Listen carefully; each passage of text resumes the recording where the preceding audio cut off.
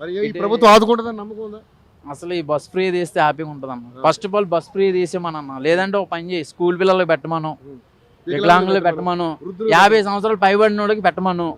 ఇక్కడ అందరూ యూజ్ అవుతున్నారు. ఇక్కడ ఉన్నోడు యూజ్ అవుతున్నాడు, లేనోడు యూజ్ అవుతున్నాడు. లేనోడికి ఏమి పెద్ద ఏమి యూజ్ అంటే అది ఆడికి ఉపయోగం అనుకో, కానీ మరీ దారుణం ఇది. కానీ మరి ఇప్పుడు బీఆర్ఎస్ ప్రభుత్వం ఉన్నప్పుడు ఎలా ఉండేది? అసలు హ్యాపీగా ఉండేది, ఏ గొడవ ఉండేది కాదు. మంచిగా ఉండేది, మంచిగా తినేటోళ్ళం, హ్యాపీగా ఉండేటోళ్ళం, ఏ గొడవ ఉండేది కాదు.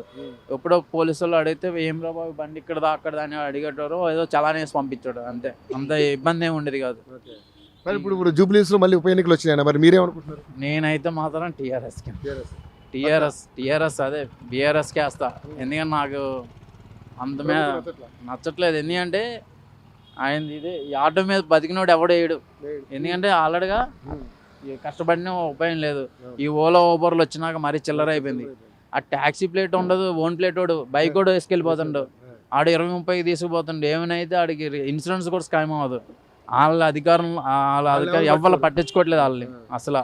ఈ Ola Uber rapid customer benefit. బండి 10 లక్షలు పెట్టి కారు కొంటే 500కి మా ఏది ఇక్కడ శంషాబాద్ ఎయిర్పోర్ట్కి పోతున్నారు. 500-600కి.